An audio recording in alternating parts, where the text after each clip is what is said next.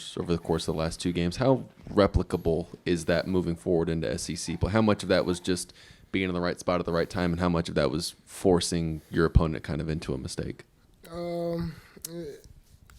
It was really just us playing fast and physical, and just like you said, being in the right place at the right time. So that's just sticking with the scheme that our coaches put us on. We knew what some of the teams was gonna do, and we knew when we was gonna have chances to force turnovers. So just seizing those opportunities and making it happen. Hey, Marcellas, kind of watching the tape, Kentucky's got some skill guys. What have you seen from them, and are there any comparisons from weeks prior? Well, what we seen from them is really just fast. They're not that big. They're just fast, and they're really well coached. They run really good routes, and yeah, they're just fast and skinny. They can definitely push it downfield. So we just got to be on point for that. Ready for that. With that, so what have you seen from Will Levis on tape?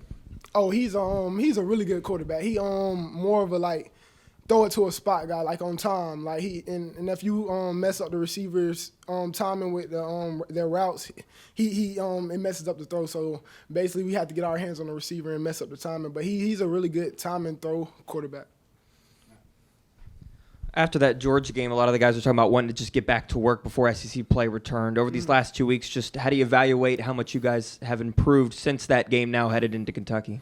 Yeah, we knew we didn't play up to our full potential on Georgia week, so we just been focusing on getting 1% better every day, doing what we can do to just take a step forward each and every day, not take a step backwards.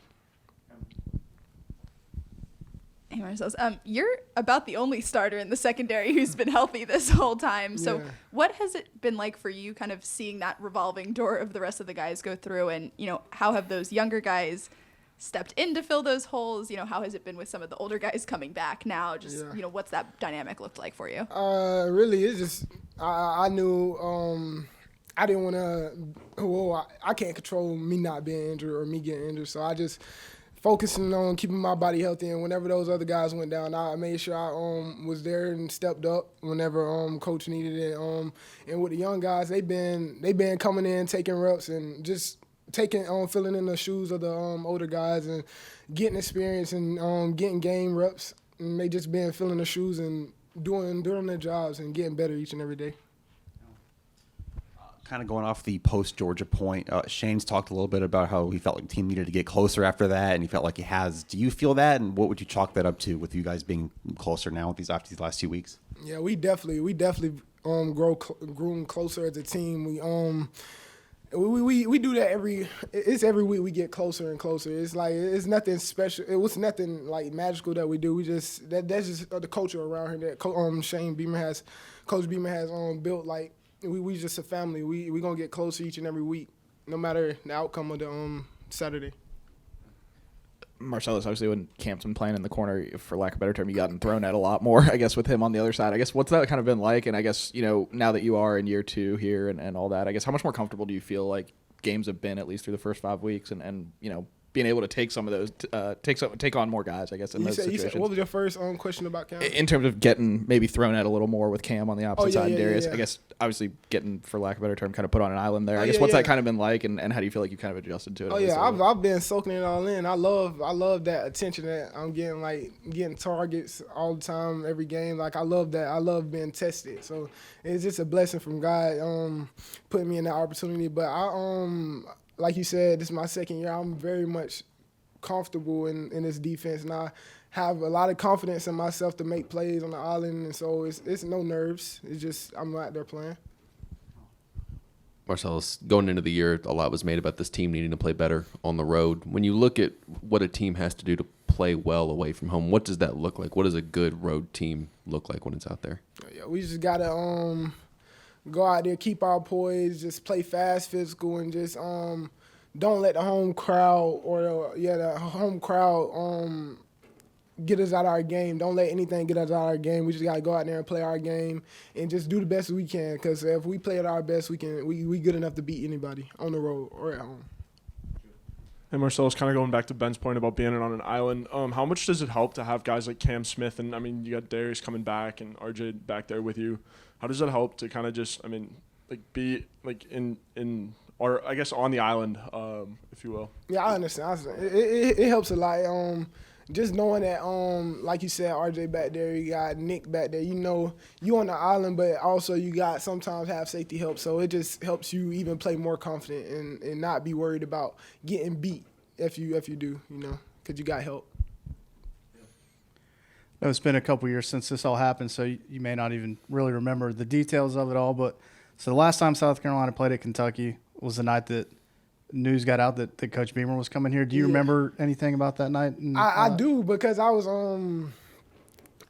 still at GMC, so I was because I had committed to Will Muschamp, so he had got fired, so I was still committed. Then that's when, like you said, the night that he had got fired, then Coach Beamer had got hired, so I was in contact with him. But you said what was it like? Yeah, so South Carolina played at Kentucky. It was December the 5th, and like after that game, like news started getting out that Coach Beamer was going to get hired. Do you remember like watching that game and have any memories of hearing about it was going to be Coach Beamer? I don't know the exact memories, but I know I was like, dang, what am I going to do now? Because I didn't know Coach Beamer. I was building a relationship with Will Muschamp staff, so I just at like what am I going to do? Am I going to stay committed or not? So, but Coach Beamer did a great job at making sure I stayed committed.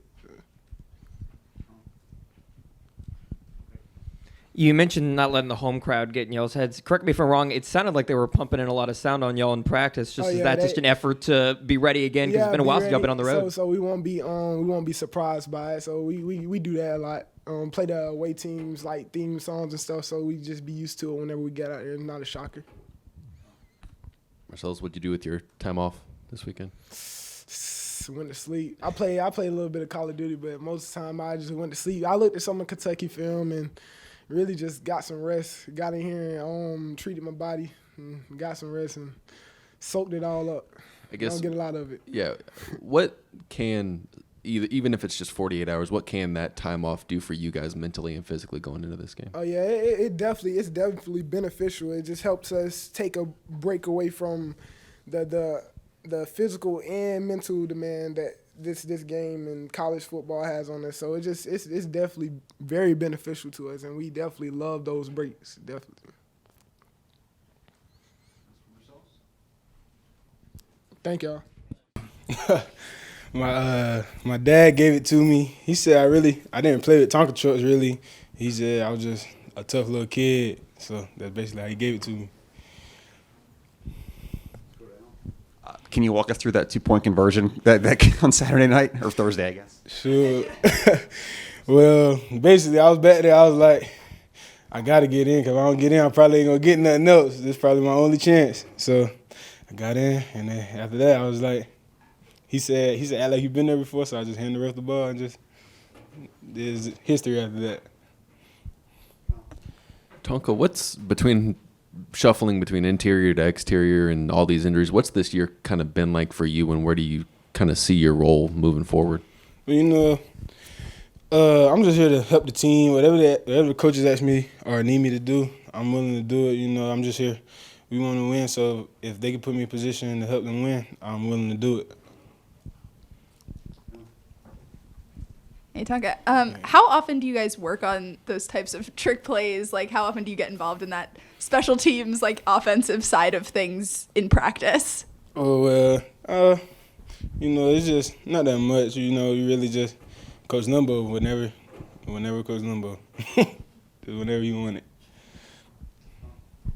I know you have a nickname, but does Coach Limbo have a nickname for you? Well, he called me Ernest Hemingway a lot, okay. So that's pretty much it. And I know you've obviously played interior and you've played a little bit of end against Arkansas, and I haven't paid attention moving forward. But just what are the challenges of doing that during a game where you're bouncing from playing maybe a 3 technique to going outside and playing? Probably just like learning the tempo. Inside it happened more quicker, and then outside it's more slower. You're more in space. You got to be ready for like CBR, cutback reverses, and everything like that. Tonka, I got to ask, when's the last time you scored a 2-point conversion or touchdown or anything like that? Sure. I had to go all the way back to middle school. In middle school, I played running back for like a little package. That was pretty much it. Did you and your brother talk about the celebration at all or anything like that after? Yeah, they said I gotta do better. They said I gotta do a little better celebration for that one.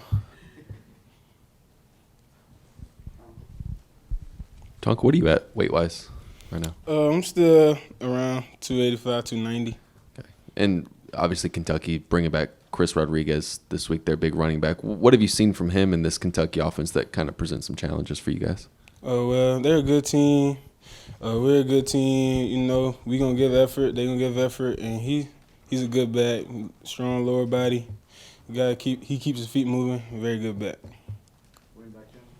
Top Cook, kind of going off of that. I mean, you guys had back-to-back really good performances, on defense. Just how you guys looking to build on those performances as we gear up for SEC play again? Coach White said all the time, work on playing team defense. Everybody communicating on the same level, and we looking to advance that level with communication and play team defense like Coach White says. Tonka, obviously you guys have had some injuries on the defensive line. I guess just what's that kind of been like for you, playing a little bit inside outside, but also just seeing other guys step up and having to fill some of those spots at least through 5 games now? Yeah, it's been good. Everybody's ready. We got people who's ready, itching to play, so they can step up, and that was good. What'd you do this weekend with your time off? I watch film, watch football, eat. That's pretty much it. Yeah.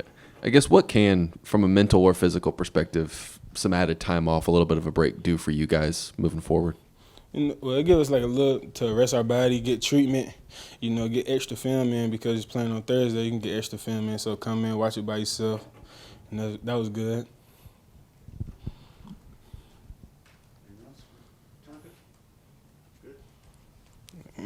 Thank you.